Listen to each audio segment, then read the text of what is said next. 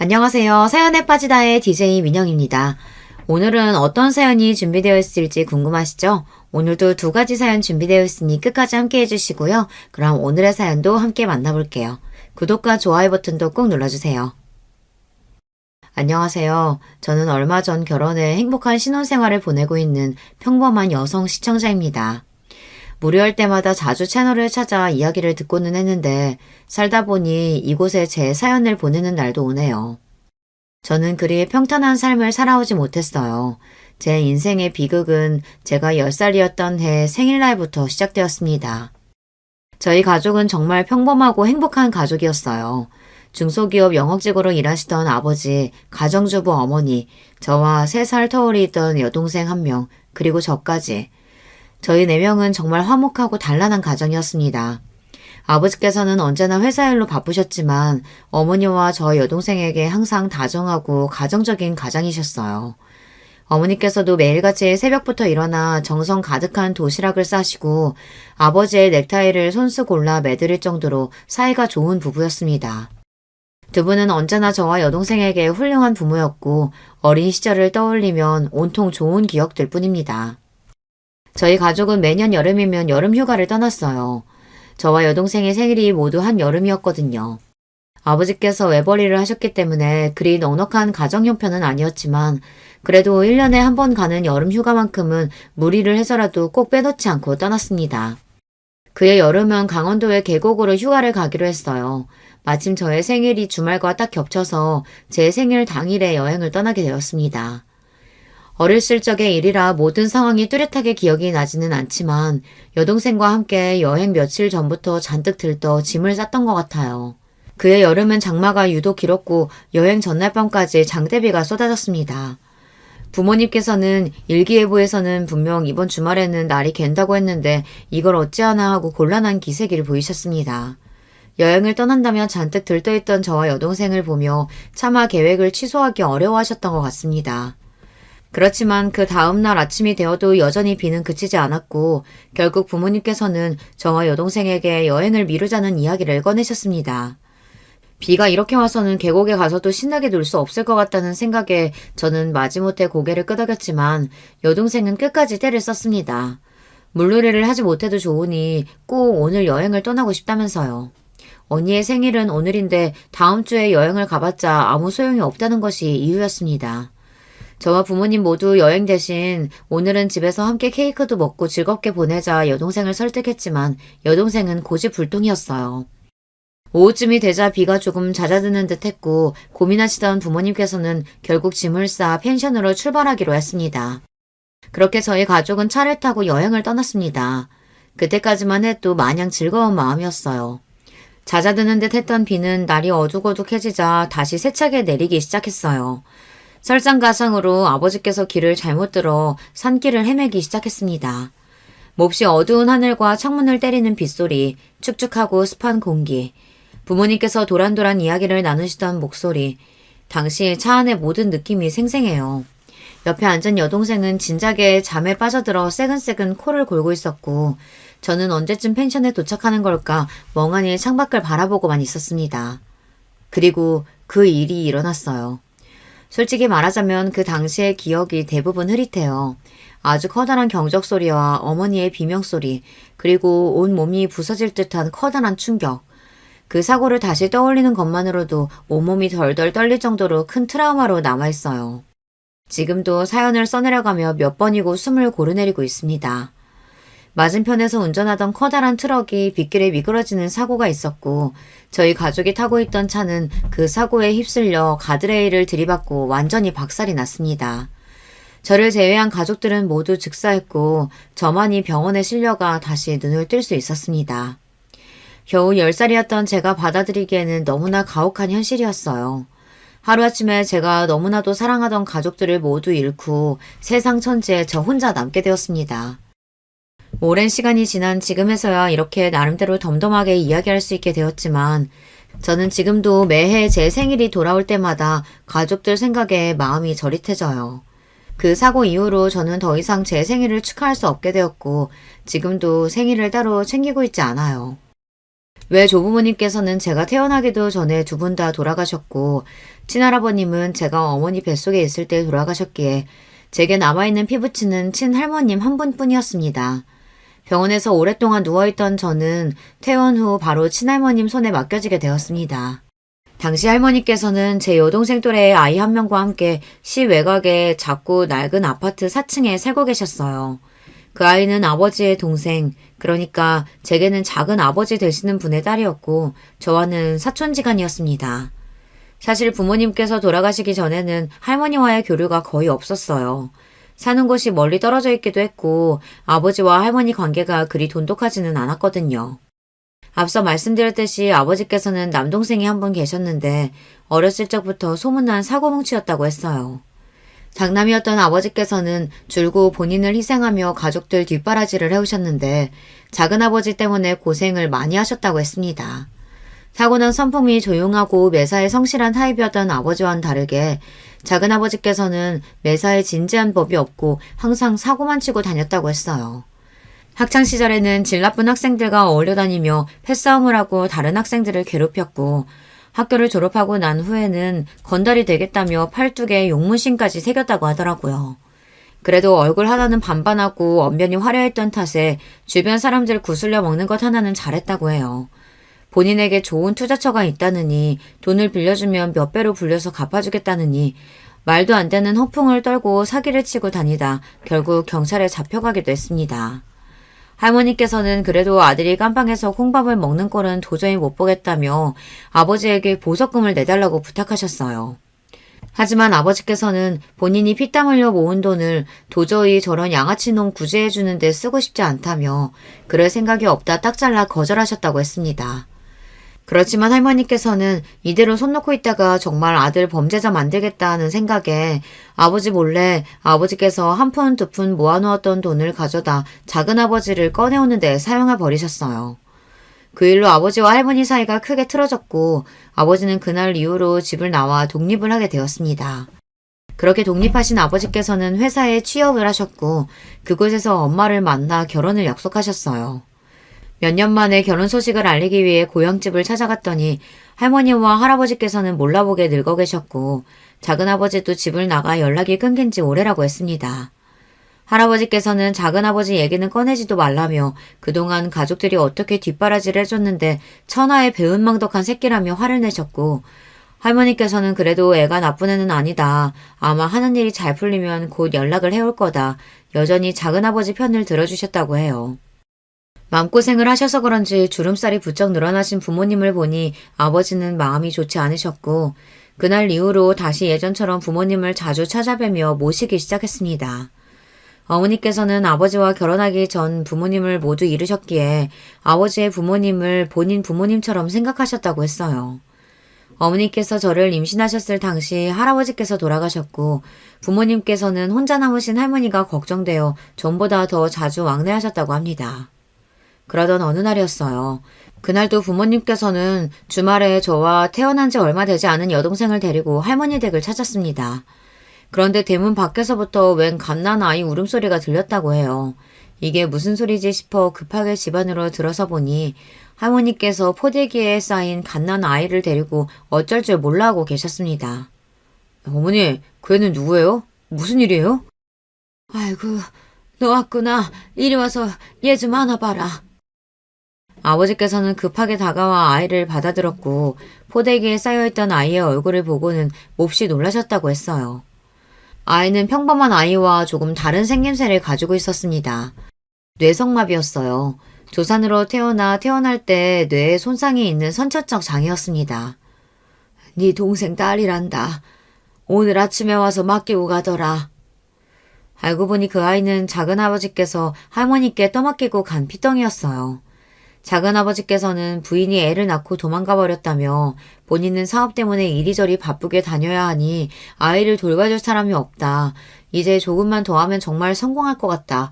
성공하고 나서 꼭 찾아올 테니 어머니께서 잠깐만 돌봐주시라 부탁하며 아이를 두고 떠났다고 했습니다.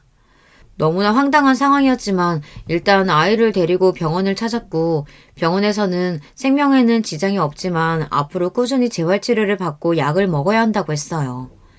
아무리 그래도 핏줄인데 얘를 어떻게 버리겠니? 응? 네가 좀 도와주면 안 되겠어? 처음에 할아버지께서는 아버지께서 아이를 맡아 돌봐주시기를 바라셨다고 해요.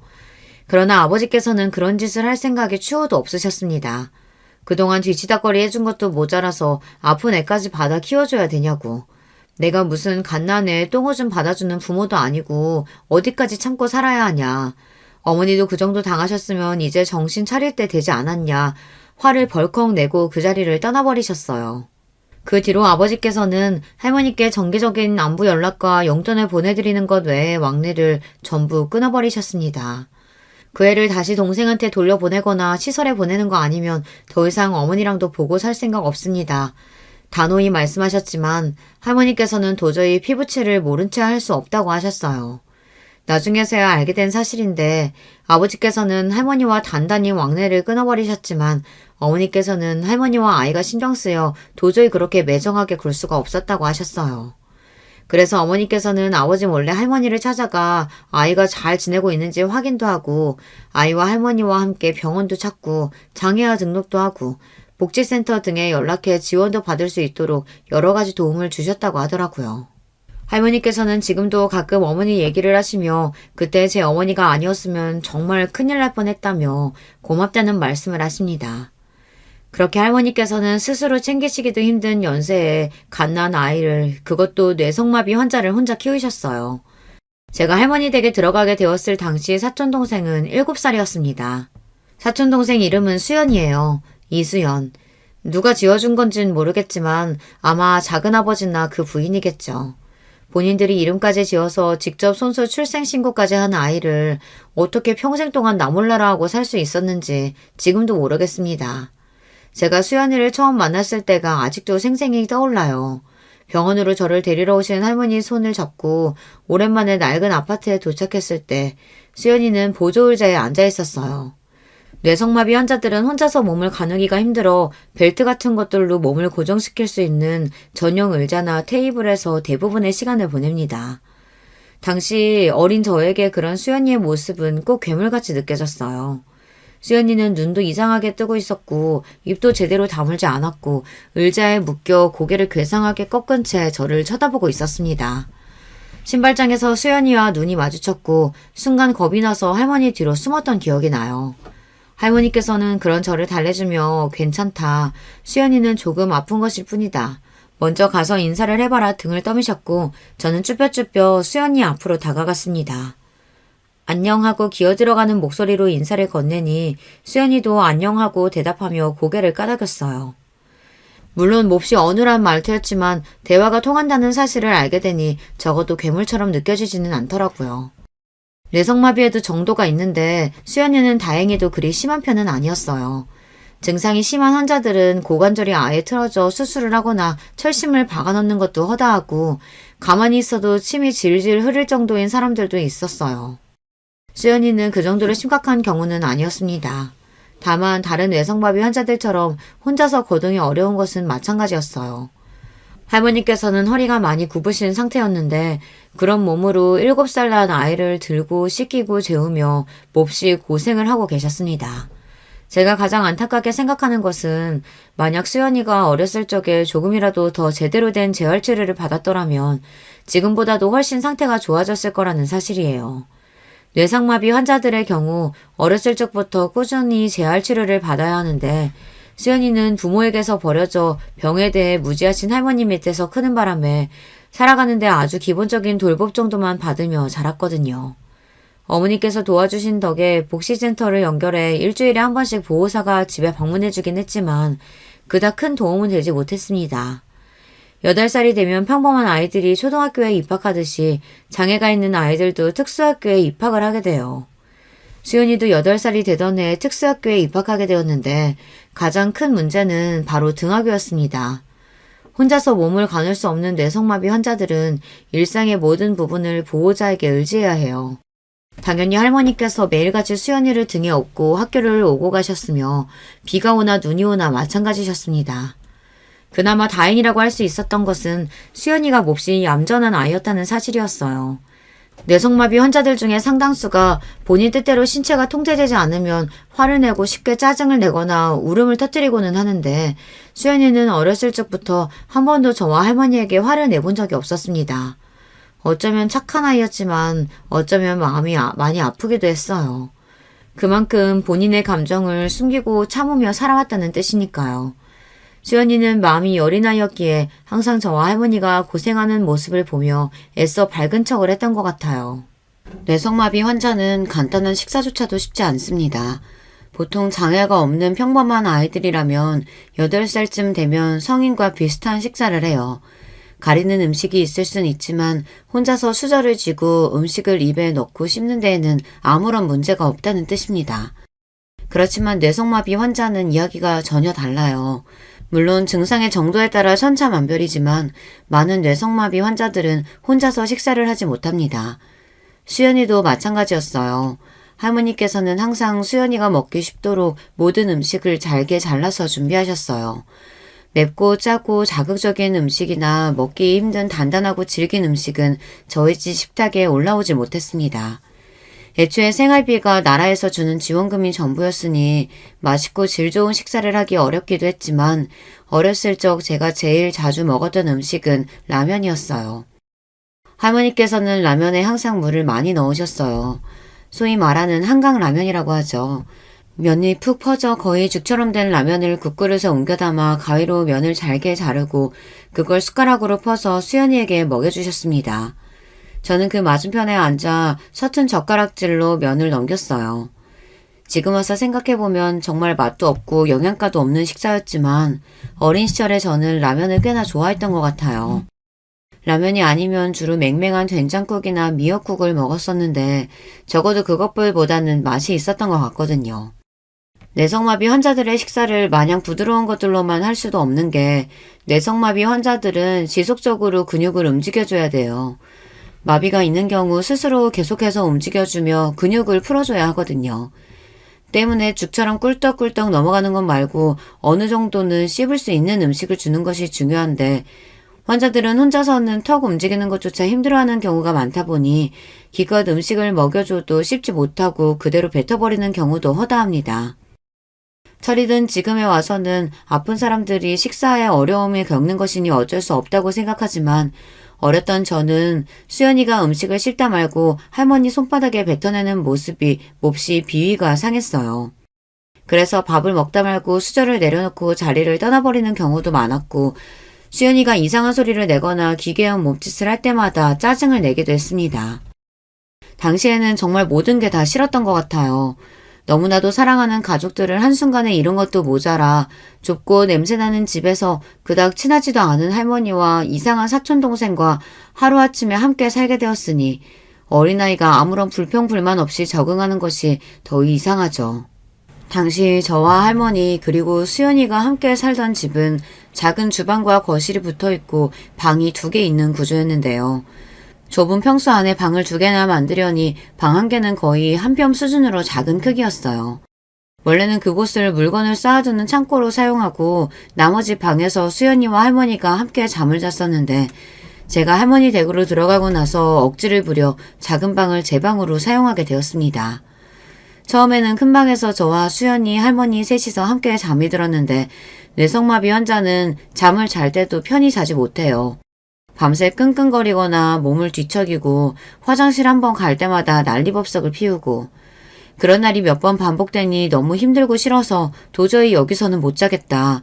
나 혼자 방을 쓰게 해달라 고집을 부렸고 할머니께서는 결국 작은 방에 있던 물건들을 전부 꺼내 저 혼자 그 방을 사용할 수 있게 해주셨습니다. 그렇지 않아도 좁아터진 거실과 주방에 물건들이 산처럼 쌓여있으니 완전히 엉망진창이었어요. 여름철이면 오래된 벽지며 물건들에서 지독한 냄새가 났고 저는 그런 현실을 외면한 채 방에 틀어박혀 지냈습니다. 중학생이 된 이후로는 더더욱 성격이 삐뚤어지기 시작했어요. 사춘기가 시작된 것이었죠. 다시 생각해보면 할머니와 수연이에게 참 미안한 마음뿐이에요. 그렇지 않아도 힘든 사람들에게 저 혼자만 힘들다는 듯 끝도 없이 이기적으로 굴었으니까요. 사춘기 소녀에게 냄새나는 집과 기초수급자 할머니, 뇌성마비인 사촌동생은 정말 최악의 환경이었어요. 그 나이 때의 아이들은 학교 가는 것을 싫어한다지만 저는 학교를 몹시 좋아했습니다. 학교에 가면 다른 아이들과 똑같은 교복을 입고 똑같은 생활을 하며 제 비참한 현실을 잠시나마 잊을 수 있었으니까요. 저는 친구들에게 할머니와 사촌동생과 산다는 사실을 철저히 비밀로 했어요. 학교에서 저는 여전히 회사 다니는 아버지와 가정주부이신 어머니, 그리고 3살 터울의 여동생이 하나 있는 평범하고 행복한 가정의 맏딸이었습니다. 학교가 끝나고 집에 돌아오는 발걸음은 항상 무겁게만 느껴졌어요.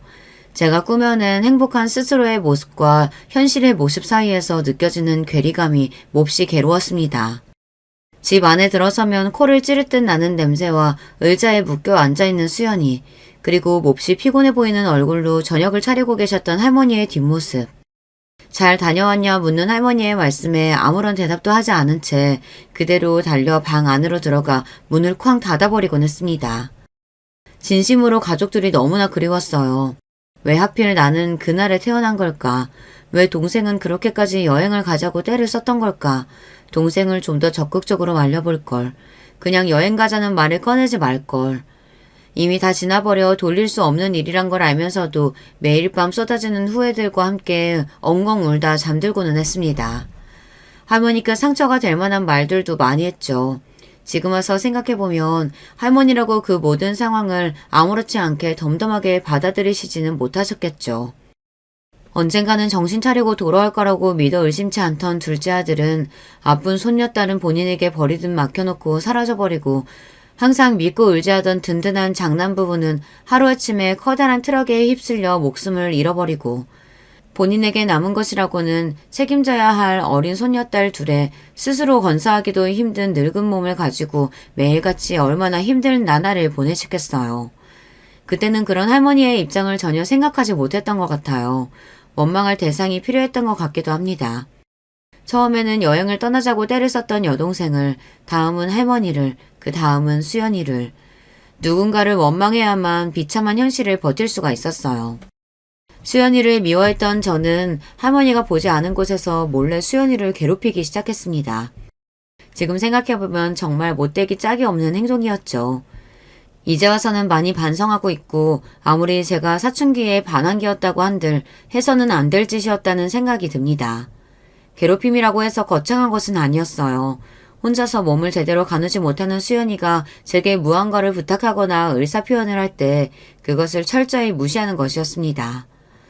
어느 날은 할머니가 자리를 비우신 사이 수연이가 화장실을 가고 싶어 했고 저는 그 신호를 다 눈치챘으면서도 아무런 조치를 취하지 않은 채 방으로 들어가 버렸어요. 나중에 나와보니 수연이는 결국 혼자서 화장실을 가지 못해 그 자리에 실례를 해놓았습니다. 할머니께서 돌아오신 후 바닥을 닦고 수연이를 씻겨주시는데 수연이가 저를 원망스럽게 바라보던 눈빛이 아직도 기억나요. 마음 여린 수연이는 그때도 제게 화를 내거나 짜증 섞인 목소리 한 번 내지 않았습니다.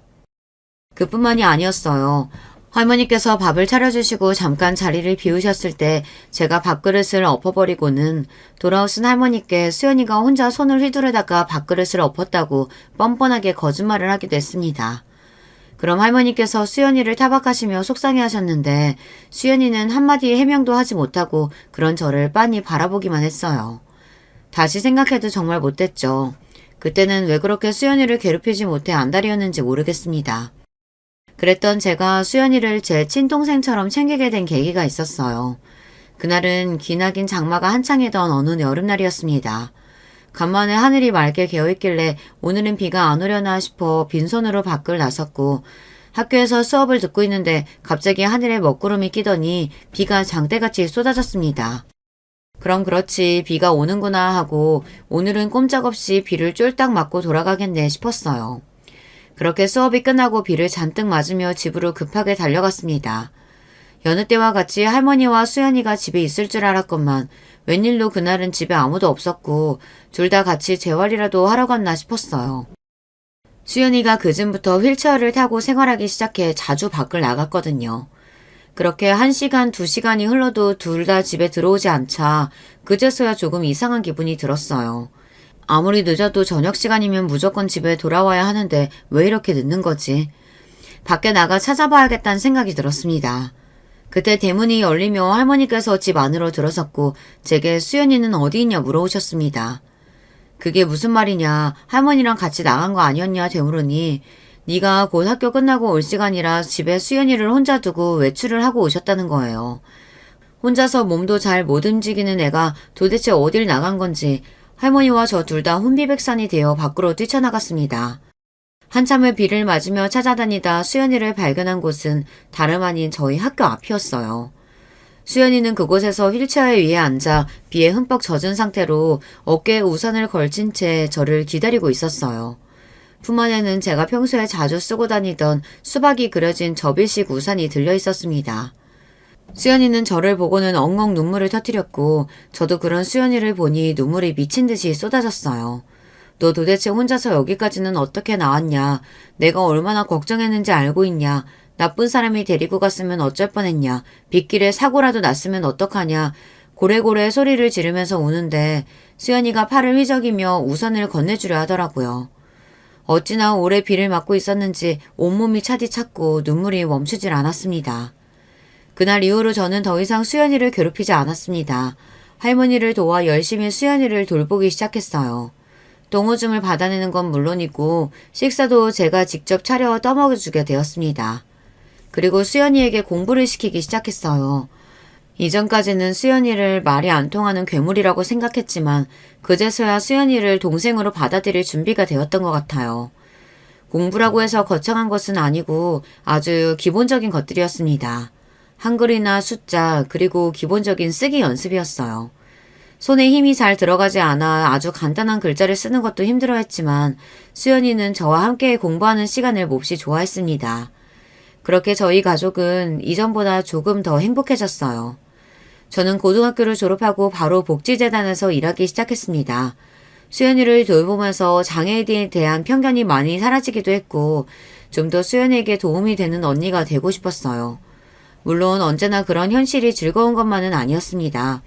마음처럼 되는 일이 없는 날에는 정말 많이 힘들고 지치기도 했어요. 문득 내가 죽는 날까지 수연이를 평생 지금처럼 돌보고 책임져줘야 하겠지. 그런 생각이 들면 앞날이 막막해지기도 했습니다. 제 어릴 적 꿈은 선생님이었어요. 아이들에게 꿈과 희망을 심어주고 바른 어른으로 자랄 수 있도록 이끌어주는 선생님이요. 그렇지만 저는 제 꿈을 이루기 위해 노력할 시간이 없었습니다. 물론 변명일 수도 있어요. 할머니를 도와 수연이를 돌봐주며 죽을 만큼 노력해서 공부했다면 교대에도 가고 임용고시를 치러 선생님이 되었을 수도 있겠죠. 하지만 저는 그럴 만한 여력이 없었습니다. 당장 제 눈앞에 학생 한 명 가르치는 데에도 많이 벅찼거든요. 수연이는 가르치는 보람이 있는 학생이었어요.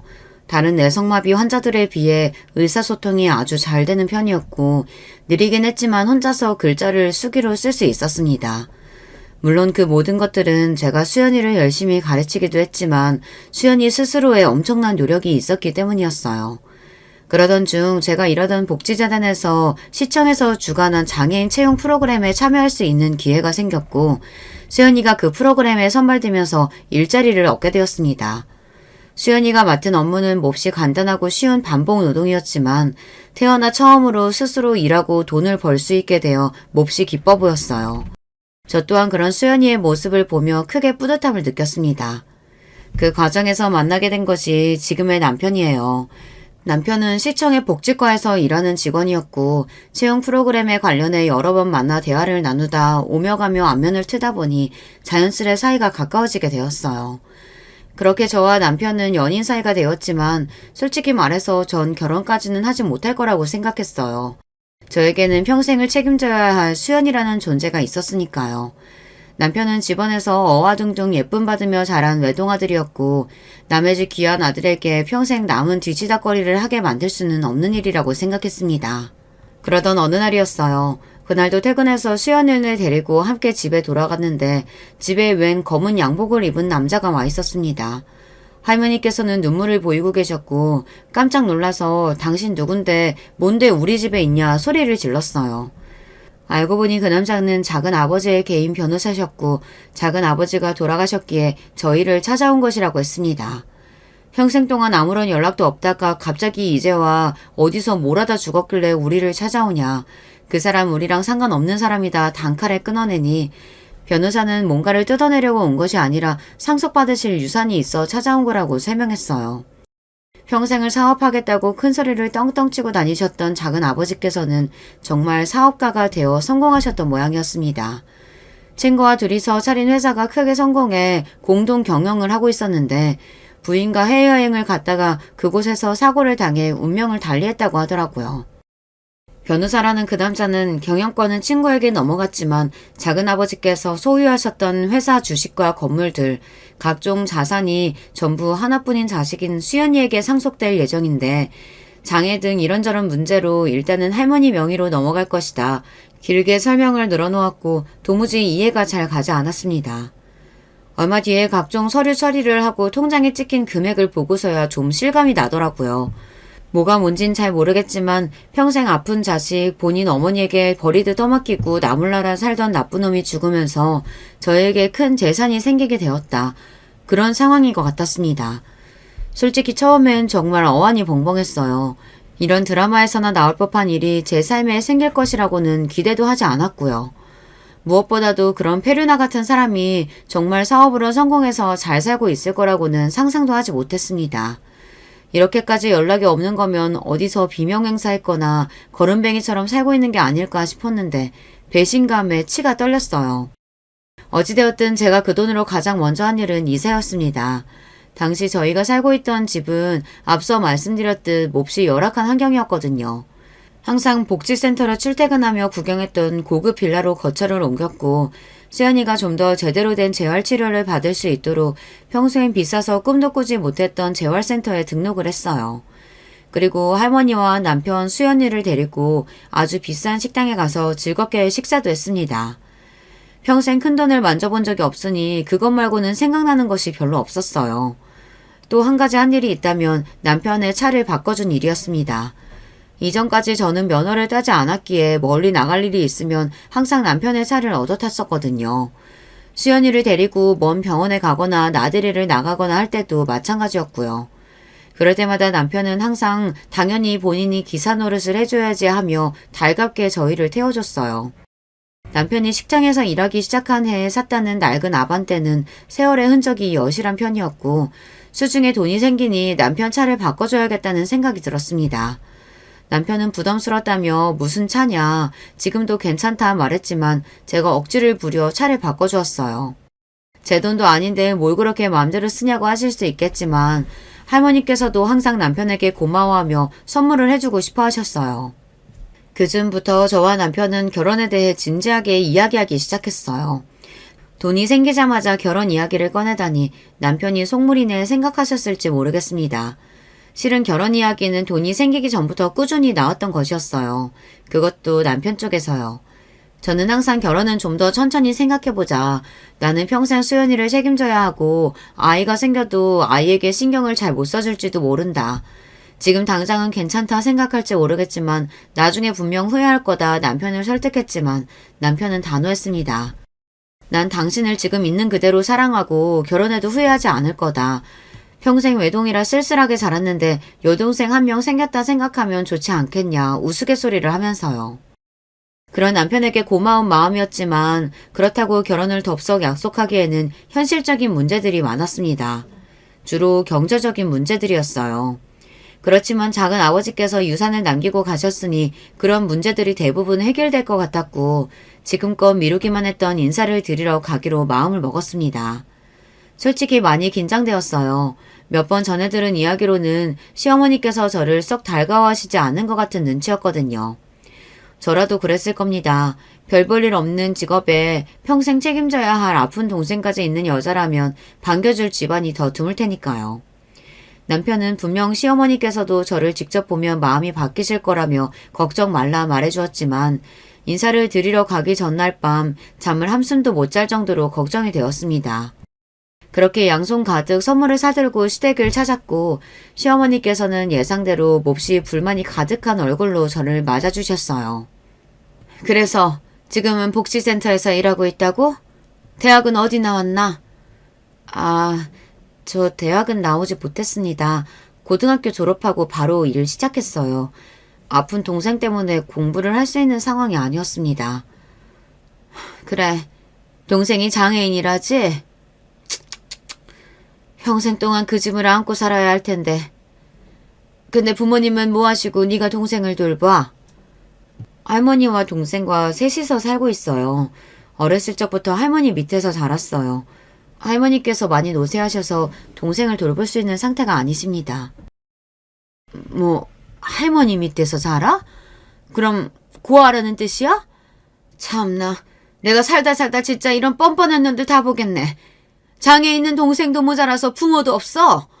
내가 이래서 장애인들은 딱 칠색이야. 나라 좀먹는 거지 새끼들이라니까. 저런 것들 나라에서 돈 아깝게 왜 지원해주나 몰라. 시어머니께서는 제가 부모님도 없이 할머니 밑에서 자랐다는 말에 몹시 성을 내시며 갑자기 장애인들을 전체를 싸잡아 욕하기 시작했어요. 너무나 당황스러워 처음에는 말문이 턱 막히더라고요. 남편은 그런 시어머니를 말렸지만 아무 소용이 없었습니다. 시어머니께서는 이 결혼 절대 허락 못한다며 소리를 고래고래 지르셨습니다. 참아보려 애썼지만 저도 도저히 그런 말을 듣고 아무렇지 않은 척은 못하겠더라고요. 자꾸 거지네 돈이 어쩌네 하시는데 장애인이라고 다 가난한 줄 아세요? 비록 몸은 불편해도 돈돈거리는 어머니보다 마음만은 훨씬 부자인 사람들이에요.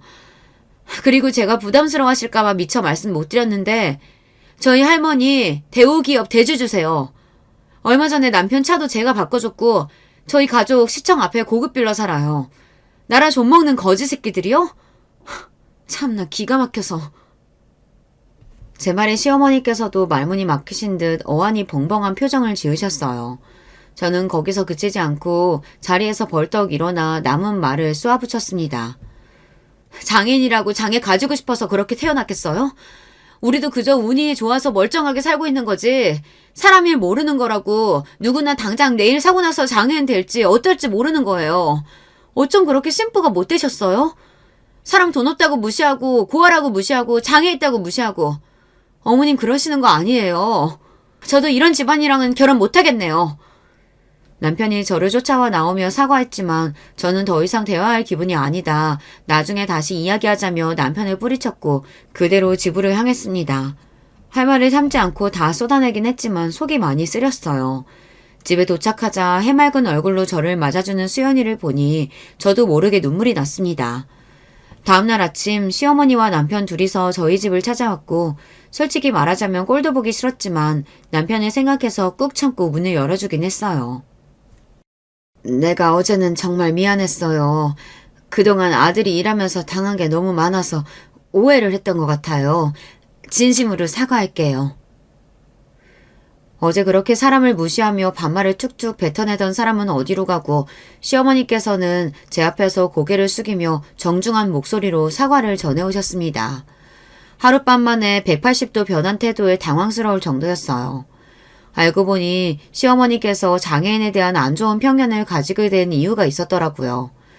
남편이 시청의 복지과에서 일하는 직원이라고 했던 것을 기억하고 계시죠. 노인 복지, 저소득층 복지, 다양한 복지들이 있지만 남편이 주로 담당했던 복지는 장애인 복지였는데요. 세상은 넓고 이상한 사람들은 많다고 남편이 상대한 민원인들 중 정말 지독한 사람들이 많았다고 합니다. 남편은 워낙에 성격이 무던하고 긍정적인 편이라 나름대로 잘 버티며 지냈지만 악성 민원인들 덕에 고생하는 남편을 곁에서 지켜보신 시어머니께서는 그때부터 장애인들에 대한 안 좋은 인식을 가지게 되었다고 해요. 장애를 가졌든 가지지 않든 악성 민원인은 어딜 가나 있는 법이지만 한번 안 좋은 선입견이 생겨버린 이후로 시어머니께서는 점점 더 생각이 극단적으로 치닫게 되었고 텔레비전 뉴스에서 장애인이 시위하는 모습을 본 이후로 더욱 인상이 좋지 않아지셨다고 합니다. 전장현에서 4호선 탑승을 하며 시위하는 모습을 여러분도 한 번쯤 뉴스에서 보신 적이 있으시겠죠. 장애인의 권리를 위해 좋은 뜻으로 하는 시위지만 말들이 많았어요. 특히 시어머니같이 이미 장애인에 대한 안 좋은 인식이 있는 상태에서 그런 기사들을 접하게 될 경우 생각이 더욱 한쪽으로 기울 수밖에 없었고 그런 상황에서 복지센터에서 일하며 장애가 있는 동생을 떠안고 있는 제가 남편에게 시집을 오겠다고 하니 당연히 날이 선 반응이 나올 수밖에 없었던 겁니다. 금이야 오기야 기른 외동아들이 시청에서 일하며 남의 뒤치다거리 하고 사는 것도 속이 상하셨을 텐데 그것도 모자라 결혼까지 모자란 여자와 하겠다고 하니 감정이 많이 격해지셨던 것 같아요. 남편이 연애하면서 저 때문에 고생도 많이 했었거든요.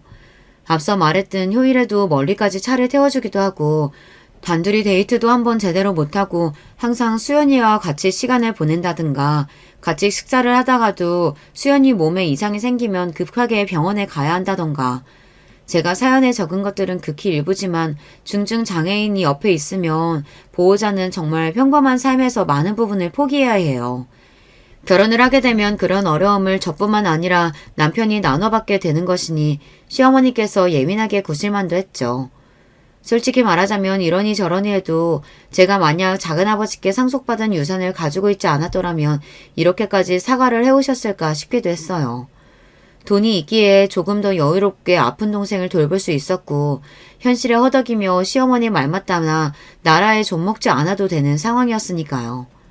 그렇지만 굳이 그런 것들을 하나하나 따져가며 까다롭게 굴고 싶지 않았습니다. 앞서 말했듯 시어머니의 입장이 어느 정도 이해가 가기도 했고 그런 점들이 미안해서 남편과의 결혼을 망설이기도 했으니까요. 그렇게 저는 시어머니의 사과를 받아들였고 결혼 준비를 시작하게 되었습니다. 남편은 결혼 후에도 수연이와 할머니와 함께 넷이서 살자 먼저 말해주었지만 오히려 할머니께서 그럴 필요 없다 거절하셨어요. 돌봐줄 사람이야 돈도 많으니 고용하면 되는 것이고 오히려 남편이 한 집에 있으면 할머니나 수연이나 불편하기만 할 거라면서요. 아무리 그래도 할머니와 수연이 둘만 남겨놓고 멀리 떠나는 것이 마음에 걸려 저희는 신혼집을 원래 살던 빌라 동의 바로 앞동으로 구했어요. 무슨 일이 생기면 언제든지 편하게 왕래할 수 있도록요.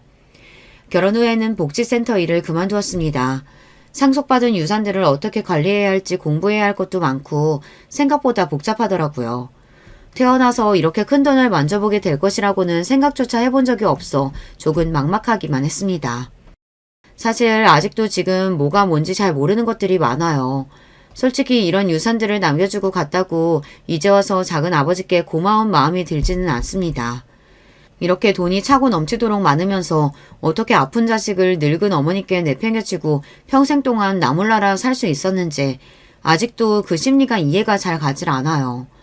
애초에 아픈 자식을 버리듯 맡겨놓고 갔을 때부터 글러먹은 사람이었지만 최소한 인간의 도리는 했어야 하는 게 아닌가 싶습니다. 죽음으로써 유산을 많이 남겨주기는 했지만 할머니 입장에서는 자식 2명이 둘 다 본인보다 먼저 세상을 떠난 것이니 가슴에 대못이 2번 박힌 심정이시겠죠. 아무리 믿고 원망스러워도 부모 자식 간의 연은 쉽게 끊어낼 수 있는 법이 아니니까요. 그래서 처음 작은아버지의 사망 소식을 전해 들으셨을 때 그렇게 구슬프게 눈물을 흘리셨던 것이겠죠. 아직 자식이 없는 저로서는 차마 그 심정을 전부 헤아릴 수 없습니다만. 어찌되었든 저에게는 그저 돈을 많이 남겨주고 간 폐류나 그 이상 그 이하도 아니라 느껴질 뿐입니다. 덕분에 수연이가 남은 삶 동안 조금 더 편하게 살 수 있으니 자식으로서는 몰라도 부모로서는 아주 최소한의 도리는 했다고 볼 수 있겠네요. 사실 그렇게 포장해주고 싶은 마음도 없습니다만 그래도 유산이 생겨 예전보다 삶이 윤택해진 것은 사실이니까요. 예전에는 사업의 대책에 실패해 아주 불행하고 힘들게 살다가 죽어버렸으면 좋겠다 생각했었는데 그것보다는 이렇게 돈이라도 많이 남겨주고 간 것이 더 낫긴 하네요. 할머니께서는 연세가 벌써 90 중반이 넘어가셔서 그런지 요즘 몸 상태가 많이 쇠약해지셨는데요. 그동안 정말 고생 많으셨으니 남은 시간이라도 편하게 모시고 싶은 마음뿐입니다. 사람 일 어떻게 될지 모르는 일이라고 정말 당장 내일이라도 제가 세상을 떠날 수 있는 일이잖아요. 제가 없더라도 할머니와 수연이가 남은 시간 동안 아무런 문제 없이 행복하고 편하게 살아갈 수 있도록 대비를 잘 해놓을 생각입니다. 물론 가장 좋은 결말은 제가 별 문제 없이 두 사람을 끝까지 잘 책임지는 것이겠죠.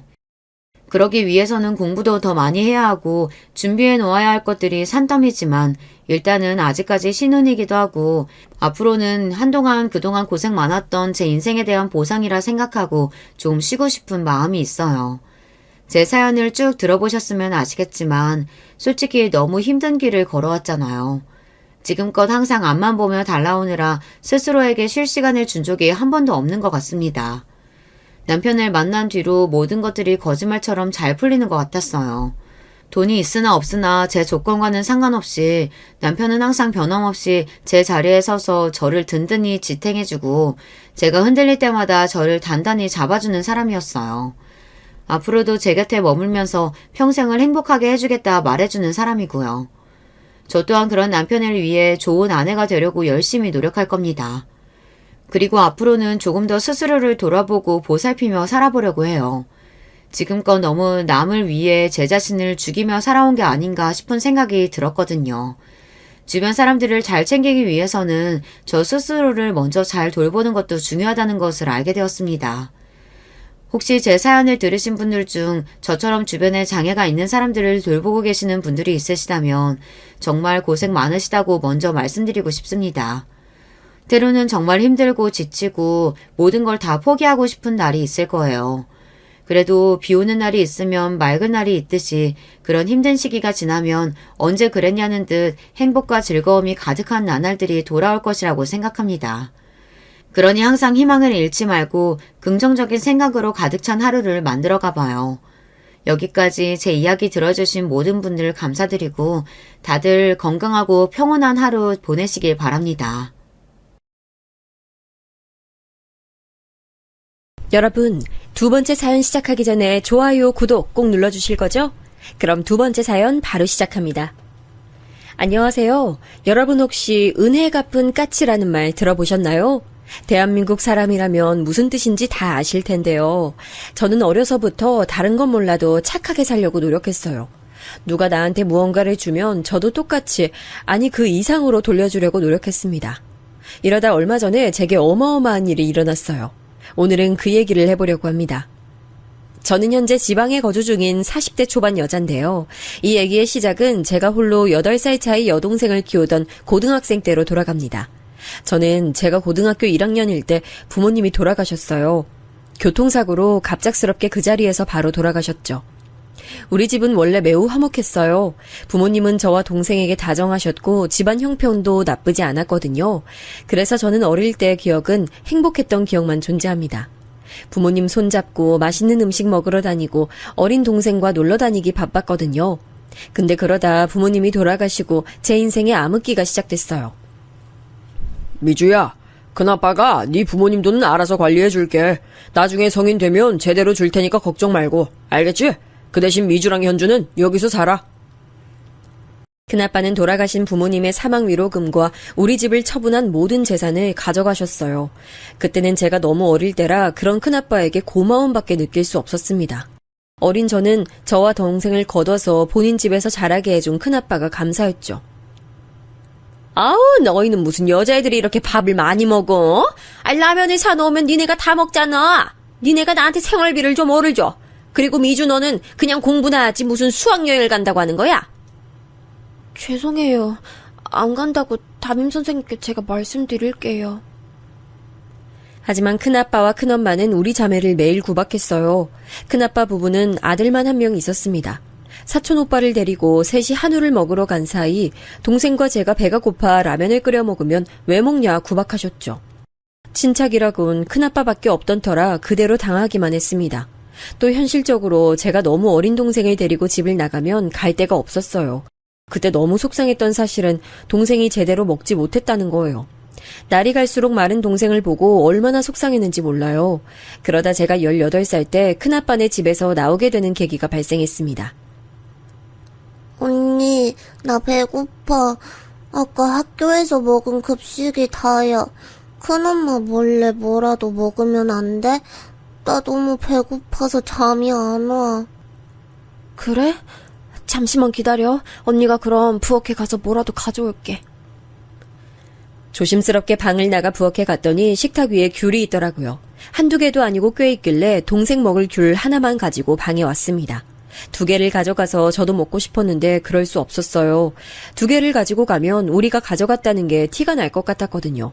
그렇게 동생에게 귤을 하나 건넸고 동생은 맛있게 먹었습니다. 너희가 귤 먹었어? 분명히 내가 식탁에 귤을 놔뒀는데 어떻게 귤이 하나도 없니? 너 얹혀 살면서 그렇게 남의 살림 다 뜯어먹고 싶어? 나는 그러라고 해도 그렇게 못하겠다. 양심 없어? 네? 귤을 먹기는 했는데 하나만 먹었어요. 절대 다 먹은 거 아니에요. 정말이에요. 먹기는 먹었다는 거잖아.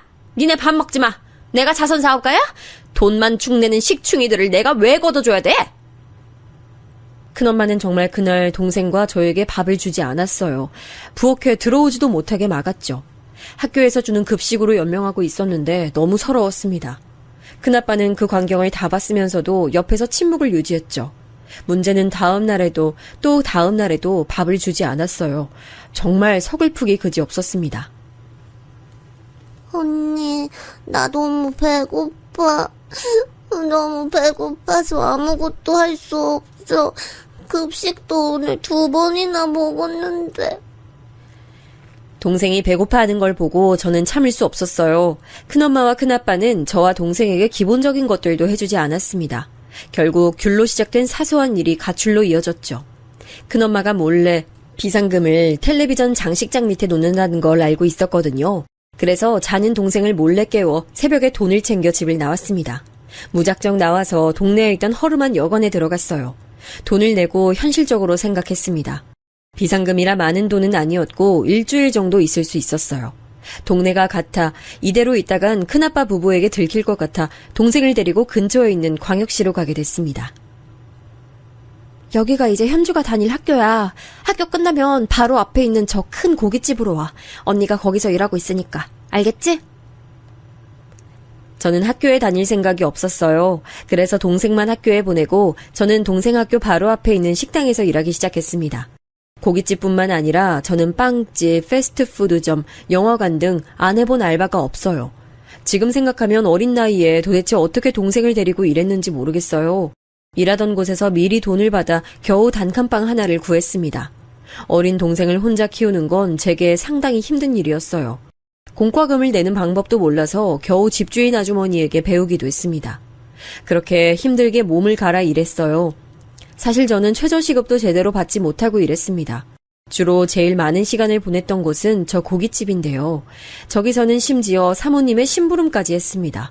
가게에서 일하는 직원이 아니라 아예 개인 비서가 된 느낌이었어요. 얘, 나 약국 가서 소화제 좀 사다 줄래? 소화가 안 돼. 갱년기라 그런가? 아, 네, 잠시만요. 금방 다녀올게요. 또 가게에는 사장님 부부의 따님도 같이 일했거든요. 저보다 5살 많은 언니였는데 그 언니도 저를 그렇게 개인 심부름을 하게 했습니다. 얘, 미주야. 나 이따 화장품 좀 사다 주라. 립스틱 떨어졌어. 나 쓰는 거 알지? 그거 시장 가면 떡집 옆에 있는 거 있잖아. 거기서 사오면 돼. 아, 네, 언니. 제가 이따 사모님 심부름 다녀오면서 갔다 올게요. 저는 알겠다고 수긍하고 일할 수밖에 없었어요. 왜냐하면 그렇게 하지 않으면 제가 당장 동생을 키울 수가 없었거든요. 미성년자인 저를 받아주는 곳은 많지 않았습니다. 그래도 버틸 수 있었던 것은 고깃집 사장님 덕분이었죠. 네가 현주구나. 미주 동생 맞지? 얘기 많이 들었어. 언니랑 똑같이 생겼네. 아이고 예쁘다. 자, 이거 용돈이야. 친구들하고 떡볶이 사 먹어. 알겠지? 사장님, 감사합니다. 현주야, 감사하다고 해. 감사합니다. 사장님은 동생이 가게에 오면 그렇게 잘해주셨어요. 동생에게 용돈도 자주 주시고 밥도 공짜로 주셨죠. 그런 사장님께 감사한 마음이 들어 저도 열심히 일했습니다. 그렇게 일하던 어느 날 가게에 못 보던 사람이 왔어요. 엄마, 아빠, 좋았어요. 아우, 장사 여전히 잘 되네. 어머, 우리 아들 왔어. 너무 보고 싶었어, 내 새끼.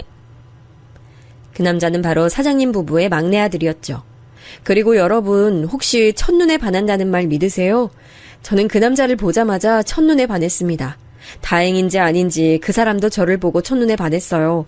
하지만 보는 눈이 워낙 많아 몰래 연애를 시작했죠. 저는 차근차근 일하며 돈을 많이 저축했어요. 그래서 동생과 함께 가게 주변에 방을 조금 더 큰 곳으로 구했습니다. 막내 아들은 그런 우리를 많이 도와줬어요. 미주야, 여기 이거 계란이랑 참치랑 이것저것 샀어. 현주랑 같이 먹어. 아, 오빠 고마워. 매번 내가 오빠한테 받기만 해서 미안해. 아니야, 뭘. 난 네가 매번 이렇게 고마워하는 거 보면 아무렇지도 않아. 그와 저는 자연스럽게 연인 관계로 발전했습니다. 그리고 그렇게 2년 동안 비밀로 만났죠. 저는 성인이 됐고 동생은 여전히 학교에 다니고 있었어요. 그러던 어느 날 제 인생을 바꾸게 되는 사건이 발생했습니다. 몸이 이상하게 자주 졸리고 피곤하더라고요. 그리고 결정적으로 생리가 미뤄졌습니다. 혹시나 하는 마음에 병원에 갔더니 글쎄 제가 임신이라는 소식을 듣게 됐죠. 충격적인 소식에 엉엉 울며 남친에게 연락했더니 한 걸음에 달려왔어요. 오빠, 나 못 낳아. 나 지금 동생도 키워야 되고 안 돼, 낳을 수가 없어. 그리고 우리 비밀로 만나고 있는데 이거 사장님하고 사모님 알게 되면 안 돼. 나 일도 못 하잖아. 무슨 소리야. 내가 책임질게, 진짜. 미주야, 난 처음 만났을 때부터 너랑 결혼하려고 했어. 내가 평생 잘할게. 현주도 같이 살면 되잖아. 부모님한테는 내가 말씀드릴게. 나 너무 무서워. 내 배에 아기가 있는 것도 무섭고 사장님하고 사모님 알면 나 일 그만두라고 하실 것 같아. 그럼 우리 현주는 어떡해. 나 동생 책임져야 돼. 오빠는 저를 계속 달랬어요. 그리고 매도 먼저 맞는 게 낫다고 하죠. 그날 저녁에 바로 우리는 사실을 알렸습니다. 매장 문을 닫고 조용하게 앉아 임신 사실을 고백했어요. 그런데 말하는 바로 그 순간이었어요. 사모님 이거 놔주세요. 아파요. 네가 순진한 내 아들을 꼬셔서 앞길을 망쳐? 어리고 갈 곳 없는 애 받아줬더니 이렇게 뒤통수를 쳐? 미쳤어 너? 당장 나가. 내 아들 귀한 자식이야. 너 같은 애가 감히 앞길 막을 사람이 아니라고. 진짜 미친 거 아니야? 네 주제를 알아야지 내 동생을 어떻게 꼬실 생각을 해? 진짜 이래서 여자 조심해야 돼. 나도 같은 여자지만 이런 애들이 제일 위험해. 순진하게 생겨서 꼬리치는 것 봐. 하! 일단 머리 놓고 말해요. 미주야, 괜찮아? 지금 미주 배 안에 우리 아이도 있단 말이에요. 당연히 환영할 거라고는 상상하지 않았어요. 하지만 이렇게 대놓고 면전에서 욕먹고 머리채를 잡힐 거라곤 상상도 못했습니다. 저는 말 그대로 너무 큰 반대에 심호흡을 겨우 했죠. 일단 우리도 생각할 시간이 필요해. 미주 너는 몸 잘 챙기고 가게는 당분간 나오지 않아도 돼. 사장님, 저 일할 수 있어요. 임신도 이제 4개월 차라 괜찮아요. 완전 초기는 아니라서 병원에서 일해도 된다고 했어요. 정말이에요. 제발요. 저 여기서 일 못하면 동생 못 키워요. 제발요. 네가 그렇게 간절하면 내 아들을 꼬셨으면 안 되는 거야. 알겠어? 그렇게 우리 가게 일자리가 소중했으면 이러면 안 되는 거지. 그동안 우리가 너한테 얼마나 잘해줬는데. 원래 얌전한 고양이가 부뚜막에 더 먼저 올라간다고 하잖아. 진짜 어이없어. 우리 다 쟤한테 속은 거야. 반반한 얼굴에 넘어간 거라고. 그렇게 집에 와서 얼마나 울었는지 모릅니다. 동생이 저를 걱정하는 모습을 보고 마음이 더 아팠어요. 심지어 마음을 추스르고 가게에 다시 나갔더니 시어머니는 절 향해 소금까지 뿌리셨습니다. 당장 내 눈앞에 사라져. 너 같은 애 다시는 보기 싫어. 사라져. 여기가 어디라고 와. 올 거면 그 배 안에 있는 애나 없애고 와. 손님들까지 웅성거리며 쳐다보고 지나가는 사람들도 저를 향해 손가락질을 했습니다. 워낙 좁은 동네라 슈퍼에 두부를 사러 가도 저를 알아봤어요. 임신했다며? 아유, 어린데 어쩌다 그랬대? 저기 고깃집 사장님 부자인 거는 어떻게 알고 잘 꼬셨어? 아유, 대단하다. 왜 다들 저한테만 그러세요? 그리고 저는 고깃집 사장님 부자인 거 몰라요. 제가 그런 걸 어떻게 알아요? 그만 쳐다보세요. 그만. 저는 마트에서 급기야 울기까지 했어요. 지금 생각하면 그때라도 다른 지역으로 도망갈 걸 그랬나 봐요. 아무튼 이런 불안한 저를 남편은 계속 옆에서 달래줬습니다. 그렇게 출산 막달이 다가왔어요. 그때까지도 시부모님은 제 얼굴도 보지 않으려고 했죠. 시어머니는 제 그림자만 봐도 소리 지르기 바쁘셨습니다. 이런 제가 어떻게 결혼했는지 아세요? 사실 나는 우리 가게에 물려받을 생각이 전혀 없었거든. 근데 내가 그냥 아버지한테 무릎 꿇고 말했어. 내가 가게 물려받을 테니 후임자 이제 더 찾아다니지 않아도 된다고 했어. 우리 누나는 힘든 일 싫다고 이미 딱 잘라서 말한 상태였거든. 내가 가게 물려받는 조건으로 미주 너랑 결혼할 수 있게 됐어. 남편 말을 들어봤더니 자식이라고 2명 있는 집안에서 둘 다 그 큰 고깃집을 물려받지 않길 원했대요. 이렇게 말하면 가끔 의아하다고 하는 분들이 계시는데 아마 자영업을 하던 분들이라면 무슨 뜻인지 알 거라고 저는 생각해요. 식당이 돈은 많이 벌어도 정말 힘들거든요. 또 고깃집이라 몸을 쓰는 일도 많았고 손님들 상대하는 것도 힘들었어요. 그걸 신우이와 남편은 바로 옆에서 봤으니 물려받기 싫었겠죠. 남편은 그래서 일부러 대학도 다른 지역으로 갔거든요. 무튼 그런 남편이 가게를 이어서 하겠다고 하니 철옹성 같은 시아버지가 드디어 우리 결혼을 허락하셨습니다. 가게를 물려받기로 했으니 미주 너도 더 열심히 일해야 돼. 이제는 예전처럼 그냥 직원이 아니야. 이제 네 가게야. 알겠지? 네, 저도 남편 따라서 열심히 주인의식 가지고 일하도록 하겠습니다. 감사해요. 그렇게 저는 결혼식도 올리지 않고 결혼했어요. 제 인생에 과연 결혼이라는 일이 일어날까 싶었는데 결실을 맺었죠. 다른 것은 전혀 문제되지 않았는데 동생이 마음에 걸렸어요. 시어머니의 확고한 조건이 있었거든요. 결혼하면 우리 집 가풍 배워야 되니까 무조건 네가 들어와서 살아. 제 동생은요? 얼마든지 들어가서 살 순 있는데 동생을 제가 키워야 돼요. 그렇게 소중하면 왜 우리 동생 꼬셔서 임신한 거야? 동생도 같이 살게 해주세요. 제가 최대한 거슬리지 않게 할게요. 동생 조용하고 밥도 많이 안 먹어요. 제발요. 저는 거의 빌고 빌어서 동생까지 같이 시댁에서 살 수 있었어요. 방이 남지 않아 동생은 우리 방에서 같이 살았죠. 그리고 어느 정도 예상하고 들어갔지만 시집살이는 매우 심했습니다. 출산해서 몸도 약한 저를 시어머니는 매일같이 새벽부터 깨우셨어요. 예, 지금 뭐하니? 얼른 일어나 밥해. 시아버지랑 시어머니한테 아침상 차릴 생각을 해야지. 넌 지금 애가 무슨 기본도 안 돼 있어? 시아버지 드시고 출근하면 그때 네가 밥을 먹는 거야. 알겠어? 그리고 빨리 저기 가서 걸레로 바닥 닦아. 네 눈엔 먼지가 안 보여? 지금 그걸 먹을 생각이 있니? 아유, 빨리 화장실 가서 청소해. 아까 보니까 물때가 잔뜩이더라. 넌 그걸 보면서도 청소할 생각이 안 들어? 시어머니는 아침부터 밤에 잠이 들 때까지 계속해서 잔소리하셨어요. 그리고 제가 힘들었던 것은 마치 저와 아기를 이간질하는 듯한 모습이었습니다. 아유, 생긴 건 우리 아들하고 똑같이 생겼네. 너무 예쁘다. 역시 우리 아들 유전자가 큰일을 했네. 어쩜 이렇게 닮았지? 이목구비부터 발가락까지 닮았어. 엄마, 뭔가 귀는 나랑 똑같지 않아? 아, 완전히 그냥 우리 집안 유전자만 있어. 시어머니와 시누이는 저보고 들으라는 듯 행동했어요. 그러면서 제 아들을 마치 자기 자식처럼 대했습니다. 아이가 커가면서 그 행동은 더 심해졌어요. 아이고, 왜 울어? 네 엄마가 잘 안 돌봐줘서 그래? 너희 엄마는 네가 안 예쁜가 봐. 맨날 밖으로 돌아다니고. 그치? 아유, 이리 할머니한테 와. 옳지, 그렇지.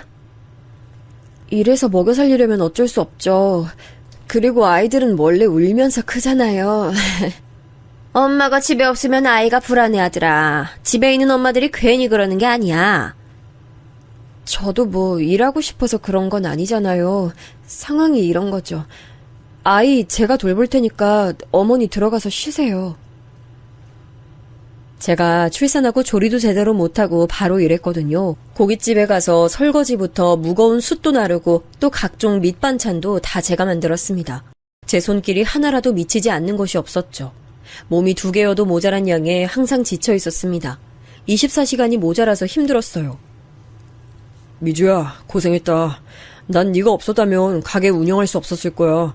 부모님도 나이 들면서 많이 체력이 부족하시니 힘들어하시고 언제나 고마워. 그래도 남편이 제 옆에서 편을 들어주니 든든했어요. 그리고 아무리 힘들어도 버텨야 하는 이유는 바로 동생이었습니다. 언니, 나 수학여행 간다고 하던데 혹시 부담되면 말해. 나 진짜 안 가도 괜찮아. 선생님이 그냥 물어보래서 물어보는 거야. 현주야, 당연히 수학여행은 가야지. 무슨 소리 하는 거야. 언니는 네가 이렇게 물어보는 것도 속상해. 걱정하지 말고 다녀와. 실제로 동생은 제가 결혼하며 시댁살이를 시작하자 눈치를 많이 봤어요. 밥도 눈치 보며 먹고 집에 늦게 들어오곤 했습니다. 그런 동생이 성인이 되어 대학에 입학할 때까지는 저는 시어머니의 시집살이를 알면서도 당할 수밖에 없었어요. 제가 특히 힘들었던 건 바로 명절이었습니다.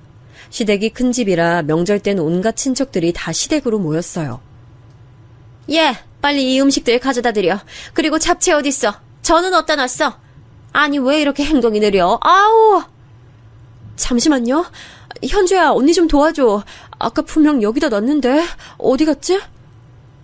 언니, 잡채 여기 있어. 내가 가서 놓고 올게. 동생과 저를 마치 그 집 하인처럼 부리는 시어머니는 당연하게 시키셨어요. 심지어 시누이는 소파에 가만히 앉아서 입으로 일하더라고요.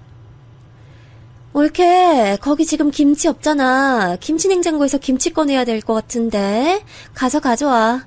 아, 그리고 오면서 냉동실에서 나 아이스크림 가져다줘. 시어머니도 시어머니지만 저는 시누이가 그렇게 얄미울 수 없더라고요. 바빠 죽겠는데 저렇게 시킬 때도 저는 표정 관리를 하지 못했어요. 그런 제 얼굴을 보며 시누이는 일부러 더 말을 걸기도 했습니다. 올케, 설마 지금 기분 나쁜 거 아니지? 내가 지금 뭐 어려운 부탁한 거 아니잖아. 그치? 아니지? 네, 아니에요. 일단 저 지금 바빠서 부엌 다시 가볼게요. 속으로 참을 인을 얼마나 새겼는지 모릅니다. 제가 이렇게 얄미운 시집살이를 견뎠던 이유는 바로 동생 때문이라고 했잖아요. 그리고 한 가지 이유가 더 있었어요. 바로 시아버지였습니다. 시아버지는 늘 우리 자매를 보면 인자하게 웃어주셨어요. 그리고 제가 잊지 못할 사건이 하나 있는데 바로 동생이 대학에 갔을 때죠. 동생은 사립대와 국립대 둘 다 붙게 되었는데 가고 싶어 하던 대학은 사립대였습니다. 하지만 다들 알다시피 사립대는 등록금이 매우 비싸서 제가 감당할 수 없었어요. 사실 고깃집에서 그렇게 일해도 돈 관리는 시아버지가 하고 있었거든요. 이게 지금 생각하면 말이 안 되는 사실인데 그땐 그게 당연하다 생각했습니다. 제가 많이 곤란해하는 걸 알자 동생은 슬며시 제게 그냥 국립대를 가겠다고 한 뒤였어요. 시아버지가 저를 몰래 다용도실로 부르더니 말씀하셨습니다. 미주야, 현주 이번에 대학 간다며. 내가 4년 내내 등록금을 준다고 약속은 하지 못해. 그래도 첫 번째 등록금은 내줄 수 있어.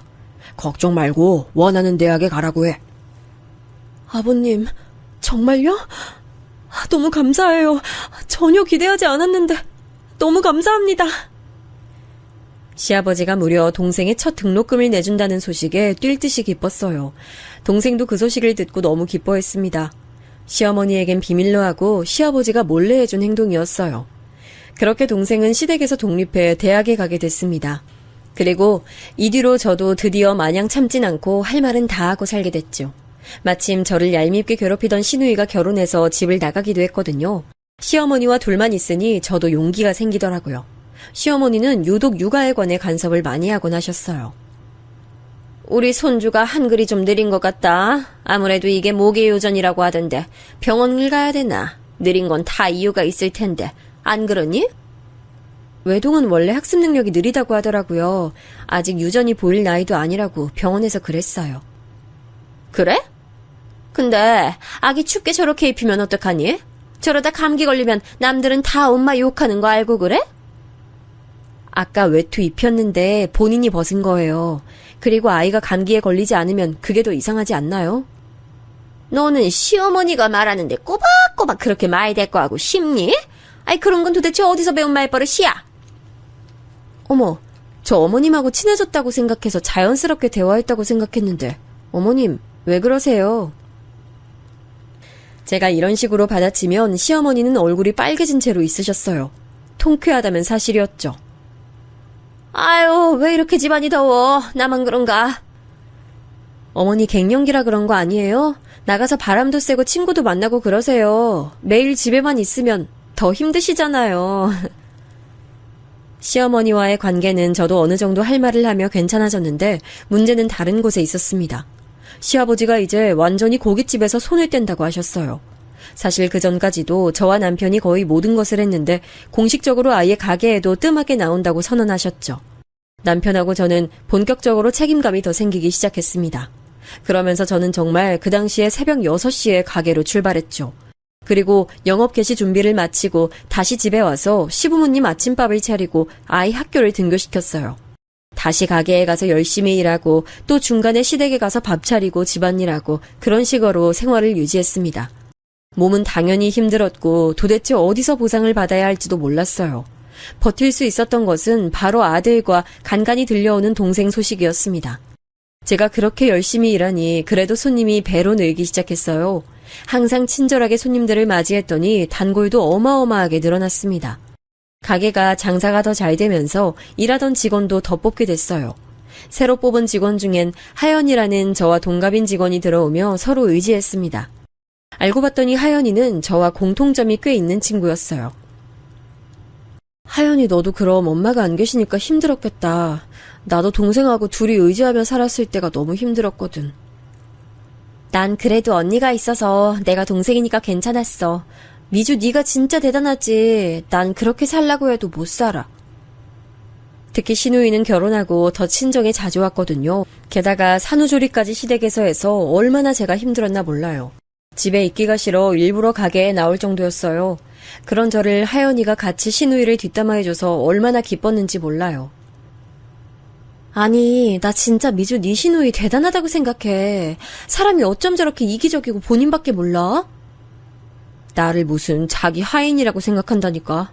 근데 나 처음 여기서 일할 때부터 그랬어. 자기 심부름꾼처럼 대하더라고. 그땐 어리기도 했고 여기 아니면 갈 곳이 없어서 꾹 참았지. 미주, 넌 진짜 열심히 살았어. 난 그런 네 인생 너무 멋있고 네가 참 존경스럽다. 내가 너 동생이라면 너무 자랑스러울 것 같아. 실제로 동생은 대학에 가서 공부도 아주 열심히 해서 장학금도 꽤 탔어요. 등록금과 생활비는 자기도 성인이니 알아서 해결한다는 동생을 보고 다 컸다 소리가 저절로 나오기도 했습니다. 하연이라는 친구가 생겨 저는 가게 일이 힘들어도 의지하며 버텼습니다. 그러던 어느 날 시아버지가 갑자기 집에서 쓰러졌다는 소리를 듣고 남편과 불이 나게 지역에 있는 가장 큰 대학병원에 갔습니다. 아이고, 어떡해. 아이고, 의사 선생님. 제발 우리 남편 살려주세요. 저 이 사람 없이 절대 못 살아요. 제발요. 일단 진정하세요. 지금 병명은 간암이고 말기입니다. 간을 이식받아야 살 수 있는 상태예요. 간 이식자를 찾는 게 가장 급한 일입니다. 병원에서 알게 된 소식은 시아버지가 무려 간암 말기라는 것이었죠. 그리고 간 이식을 위해선 혈액형이 중요하다는 소식을 알게 됐습니다. 시아버지의 간암 소식에 시댁은 아주 큰 중대한 가족회의를 열었습니다. 그런데 운명의 장난처럼 시아버지와 혈액형이 호환되는 사람은 저와 신우 단 2명이었습니다. 혈액형이 호환된다고 단순하게 다 되는 게 아니고 그것도 검사를 통해 결과를 받아야 했습니다. 저는 사실 그때까지도 간을 어떻게 해야 할지 모르겠더라고요. 듣기론 간을 주는 사람도 건강이 나빠진다 하니 그 소식을 듣고 동생이 난리가 났습니다. 언니 미쳤어? 나 언니가 당연히 아예 생각조차 안 할 줄 알았어. 그 사람들한테 그렇게 시집살이 당했으면서 지금 간이식 소리가 나와? 나는 언니가 그 생각이 있다는 것 자체가 화가 나. 그래도 나도 만약 그 사람이 시어머니나 시누이였으면 이렇게 고민도 안 해. 당연히 안 줬을 거야. 근데 시아버지잖아. 시아버지는 현주 네 등록금도 처음에 내주셨으니 인간적인 도리로 생각하는 거야. 아직 결과 안 나왔으니까 너무 걱정하지 마. 제가 간 기여자가 될 수도 있다는 소식을 알고 시어머니의 태도 변화가 아주 심했습니다. 제 이름을 불러주시는 시아버지와 달리 시어머니는 항상 저를 너, 얘, 야로 부르셨거든요. 근데 제가 어쩌면 대상자가 될 수 있다는 소리를 듣자 갑자기 아가라고 부르기 시작하셨어요. 아가, 힘들게 새벽부터 지금 부엌에서 뭐해? 너무 무리하지 말고 들어가서 쉬어. 내가 아침밥 차리면 알려줄게. 저는 처음에 환청을 듣는 줄 알았어요. 시어머니가 저런 말투로 저를 대했던 적이 단 한 번도 없거든요. 너무 대놓고 달라진 모습에 웃음이 나왔습니다. 게다가 항상 표독스럽게 얄미운 태도였던 시누이도 묘하게 제게 친절하게 대하더라고요. 옳게. 저번에 보니까 딸기 좋아하는 것 같아서 내가 사왔어. 이거 백화점 지하에서 산 거라 진짜 비싸고 맛있다? 저번에 선물 받아 먹었는데 너무 맛있어서 놀랐잖아. 이거 먹고 오늘도 좋은 하루 보내. 확연하게 달라진 시댁 식구들을 보며 기가 차서 말도 나오지 않았습니다. 그렇게 시누이와 저는 둘이 경건하게 간 이식 대상자를 검사하게 되었어요. 그리고 결과가 나오자 다들 아주 놀랐습니다. 왜냐하면 시누이는 대상자 적격 심사에서 탈락했거든요. 그 말은 제가 아니면 시아버지는 간을 당장 이식받을 수 없다는 사실이었어요. 물론 적격자를 찾으려면 찾을 수 있지만 아주 긴 대기를 기다려야 했죠. 시아버지가 초기도 아니고 말기였으니 하루가 급한 상황이었어요. 이 소식을 듣고 시누이와 시어머니는 사람이 아예 딴판으로 변해서 저를 대했습니다. 아가, 배고프면 말해. 갈비찜 해줄까? 그리고 또 뭐 필요한 거 있어? 응? 아이, 가게도 나가지 말고 푹 쉬어. 원래 사람이 너무 일만 하면 힘들어. 알지? 그냥 침대에 누워서 편하게 있어. 올케, 혹시 이 화장품 좋아해? 이거 명품인데 올케도 이 브랜드 알지? 유명한 거잖아. 내가 올케가 좋아할까봐 사왔는데 마음에 들어? 너무 대놓고 제 간을 바라는 모습에 웃겼습니다. 동생은 제가 대상자 심사에 통과했다는 소식을 듣고 매일같이 전화로 저를 설득했어요. 언니, 나도 물론 언니네 시아버지가 나랑 언니 많이 예뻐한 거 알아. 도움도 많이 받았지. 누가 그거 몰라? 근데 차라리 그럼 그 돈 내가 줄게. 나 이제 곧 졸업하는 거 알지? 학점도 좋고 대외 활동도 많이 해서 나 대기업 들어갈 수 있어. 제발, 나 언니 몸 망가지는 거 싫어. 어떻게 보면 지금 우리 가게 물려주신 것도 다 시아버지고 내가 요즘 고민이 많아. 현주 네가 언니 생각하는 건 아는데 일단 고민해볼게. 아니, 나는 언니가 고민하는 거 자체가 싫다고. 그냥 싫어. 아, 무슨 간을 줘. 언니가 그 집에서 받은 게 있어? 하다못해 뭐 사랑이라도 받았어? 나는 그 집에서 살았던 기간 생각하면 너무 속상하단 말이야. 현주야, 네 마음은 언니가 알아. 근데 사람이 어떻게 내 뜻대로 행동해. 실제로 저는 시아버지에게 받은 게 많아서 그랬기도 했지만 사실 남편 때문에 고민했어요. 남편은 제가 유일한 간이식 대상자란 소식을 듣고 울면서 무릎을 꿇고 제게 빌었거든요. 미주야, 내가 너 아기 가졌을 때 평생 책임진다고 했던 거 혹시 기억나? 내가 그 말 지키려고 정말 많이 노력했어. 너도 알지? 나는 남편, 아빠로서 최선 다했어. 미주 너도 물론 얼마나 열심히 헌신했는지 알아.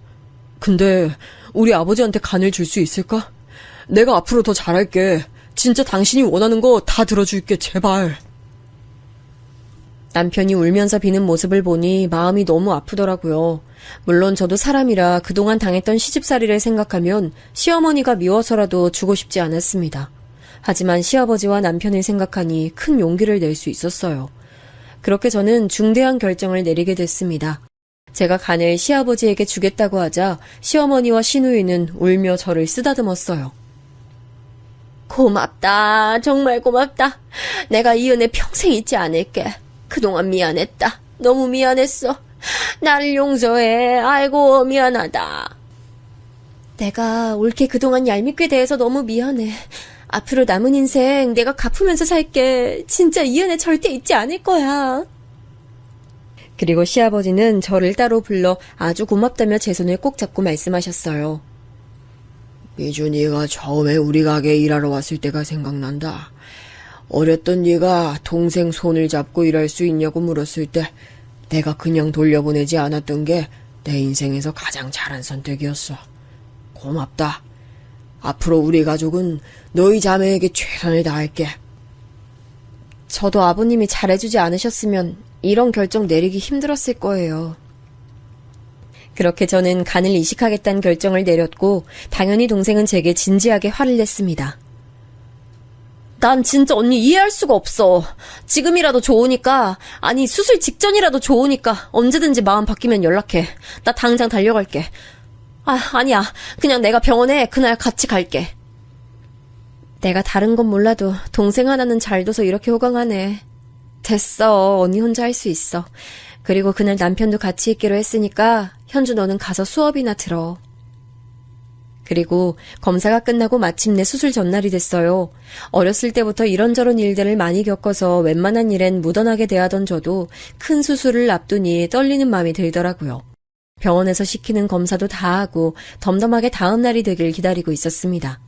남편이 보호자로 와 있었는데 보이질 않더라고요. 공기가 답답해서 산책하려고 조용히 한밤중에 병실 문을 열고 나왔습니다. 그런데 휴게실에서 익숙한 목소리가 들렸어요. 그냥 지나치려다 보니 시아버지와 남편이 있었습니다.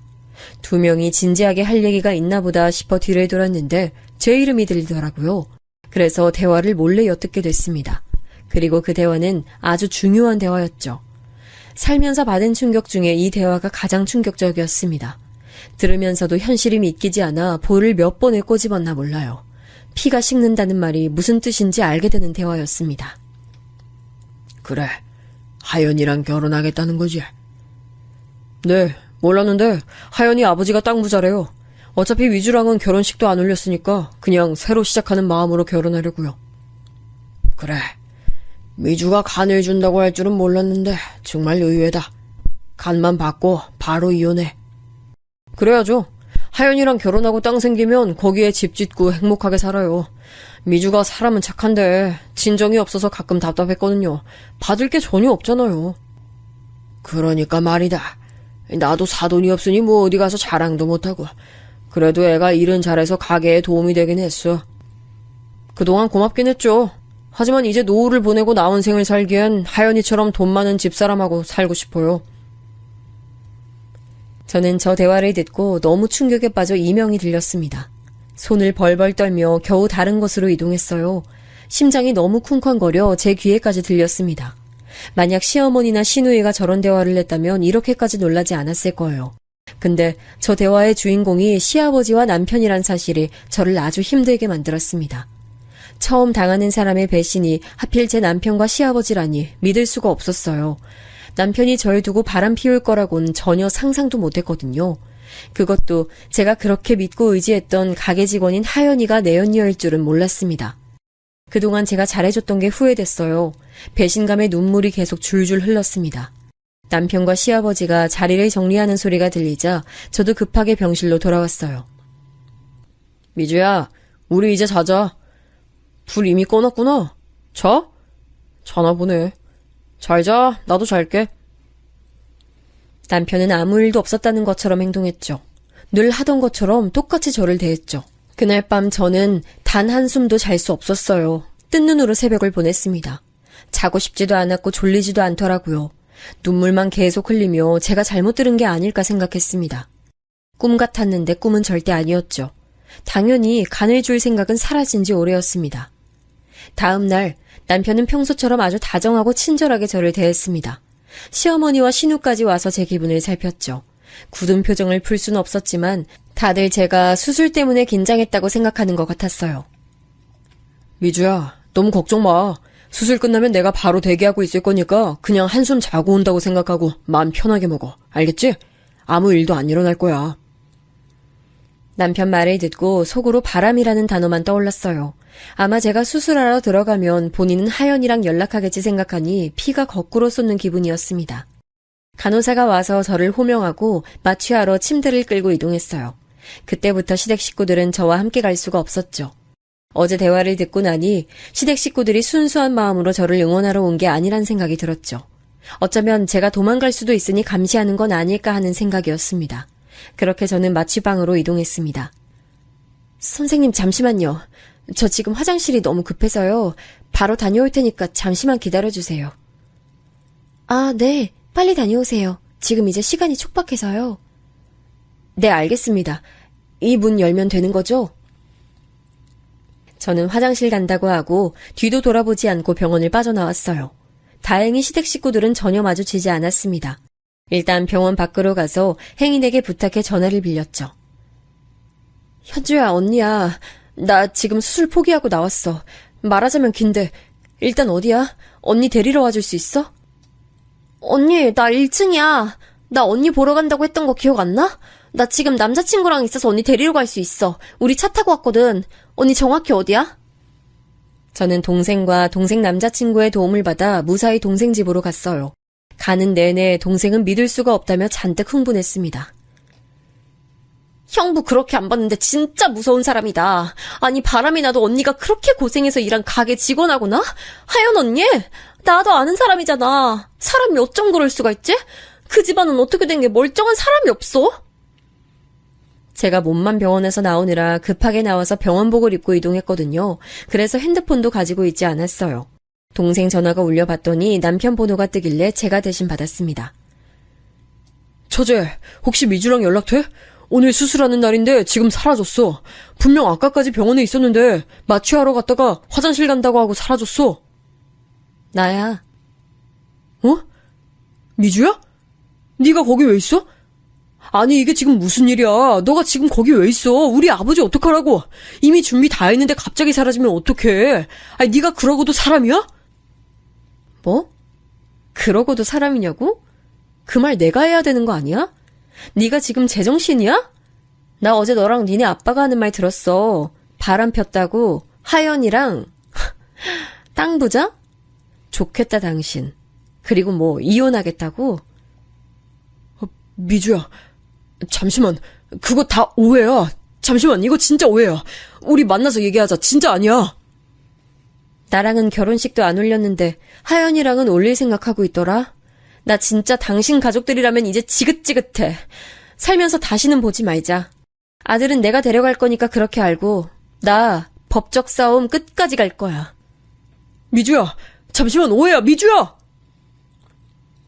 제 이름을 애타게 부르는 남편 전화를 매몰차게 끊었어요. 눈물이 많이 났지만 그래도 제 소중한 간을 주지 않아도 된다는 사실에 제 마음을 편하게 만들었습니다. 동생의 전화로 계속 시댁 식구들이 번갈아 연락이 왔지만 절대 받지 않았죠. 그 뒤로 시댁을 방문하긴 했어요. 바로 이혼 서류를 제출하기 위해서였죠. 그 사람들 정말 우습지도 않더라고요. 어떻게 그렇다고 당일에 사라질 수가 있어. 네가 그러고도 사람이야, 어? 그 말은 당신 아들한테 하세요. 가게 직원하고 바람난 게 사람이에요? 내가 그동안 가게랑 시댁에 어떻게 했는지 알면서. 내가 잘못했어. 제발 한 번만 다시 생각해줘, 미주야. 제발. 내가 잠시 머리가 어떻게 됐었나봐. 미안해. 내가 너무 미안해. 됐어. 난 이제 당신 가족들하고 할 말 없어. 하연이와도 마지막으로 얼굴 보고 얘기했어요. 하연이는 제게 미안하다고 고개를 못 들더라고요. 나는 너를 진짜 평생 나와 함께할 인연이라고 생각했어. 근데 어떻게 네가 이러니? 내가 그동안 네 편이 많이 봐줬다고 생각하는데. 미안해. 내가 결혼하고 싶어 했던 거 알잖아. 순간 눈이 멀었었나 봐. 정말 미안해. 미주 너한텐 할 말이 없어. 다행히 이혼 서류는 잘 처리됐습니다. 아들도 엄마인 저를 따라가겠다고 하는 마음이 확고해서 통쾌했습니다. 무엇보다 저 집안과 인연을 끊을 수 있다는 게 너무 기뻤어요. 더는 시집살이 당하지 않아도 되고 가게에 새벽부터 나가서 일하지 않아도 된다니 속이 시원합니다. 인생사 인과응보라고 하죠. 제가 가게에서 안 보이자 소문이 확 퍼졌다고 하더라고요. 그렇게 잘 됐던 고깃집이 완전히 망해서 손님이 별로 오지 않는다는 말을 듣고 너무 통쾌했습니다. 저는 지금 지방에서 혼자 살고 있는데요. 아마 다음 달이면 동생과 집을 합쳐 서울에서 새로운 시작을 할 것 같아요. 동생은 지금 만나는 친구와 결혼 예정인데 그 전에 저와 같이 지내고 싶다고 하더라고요. 서울에서 새로운 제 삶이 정말 기대돼요. 지긋지긋한 시댁 사람들에게 벗어난 제 인생을 여러분도 응원해 주셨으면 좋겠습니다. 제 사연은 여기까지인데요. 들어주셔서 정말 감사합니다. 행복한 하루 보내시길 바랄게요.